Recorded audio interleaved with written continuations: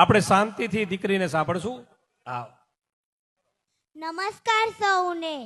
મારી આજની વાતની શરૂઆત કવિ શ્રી દાદબાબુની પ્રખ્યાત પંક્તિથી કરું છું.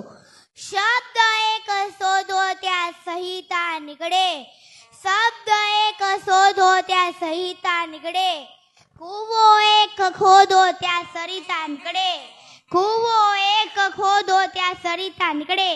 જનક જેવા આવી હજુ જો હળહાંકે તો આ ધરતીમાંથી હજુ પણ સીતા નીકળે. જનક જેવા આવી હજુ જો હળહાંકે તો આ ધરતીમાંથી હજુ પણ સીતા નીકળે.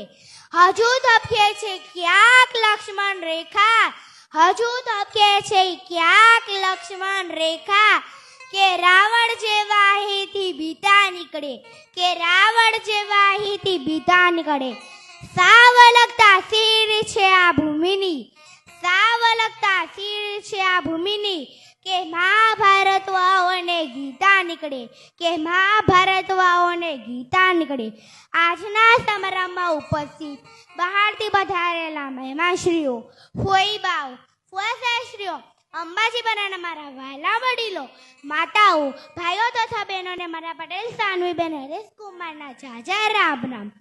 આજ આનંદ, આજ ઉછરંગ, આજ સરુના સ્નેહે, સખી અમારે આંગણે કંચન વરસ્યા મેહે. આજ સુમંગલ પ્રસંગે આપ સૌનું આદરપૂર્વક સ્વાગત કરું છું. આપણી અંબાજીપરાની ગૌરવશાળી આ પવિત્ર ધરતી પર જોડાયેલ આજે હાજર છે. અંબાજીપરાના દાનવીર ભામાશાહે લક્ષ્મણને છૂટા હાથે વાપરીને અંબાજીપરાની નાનીથી મોટી થતી તમામ દીકરીઓના હૈયાર ખાવી દીધા છે. એ વાતનું મને આજના ઝડપી જમાનામાં લોકોને 5 મહેમાન પણ સાચવવામાં ભારે પડે છે. આપણા અંબાજીપરાને તો હજારોને જમાડીને જમવાની આદત છે. કે એ વાતનું મને ગૌરવ છે કે હું અંબાજીપરાની દીકરી છું, કે આવા ઉચના માવતર મને મળ્યા છે, કે આ ગુણ મને વારસામાં મળ્યા છે. મિત્રો, આપણો સમાજ બે પંખ પર રેડે છે. એક પુરુષ, બીજી સ્ત્રી હોય છે. પાટીદાર સમાજે સ્ત્રીઓને હંમેશા સન્માન આપ્યું છે, તો આપણી દીકરીઓને પણ ડબલ ફરજ આવે છે કે આપણે આપેલી છૂટછાટ અને વિશ્વાસનો સારા કામે ઉપયોગ કરીએ તો આપણા બાપ અને ભાઈના મૂછડા આંગળા ઊંચા રહેશે, મસ્ત ઊંચું રહેશે, પાઘડી ઊંચી રહેશે. હવે કવિતા રજૂ કરીને મારી વાત આગળ વધારી. દીકરીને દુર્ગા બનાવો, વાત સીતા દ્રૌપદીની સમજાવો, ડરીને ક્યાં સુધી ચાલશે, ક્યારેક રોતી આવશે. એક વાત હૈયાને જણાવો, દીકરીને દુર્ગા બનાવો. દીકરી છે બે ઘરનો દીવો, તેને મનમુકી ભણાવ ગણાવો અને દીકરીને દુર્ગા બનાવો.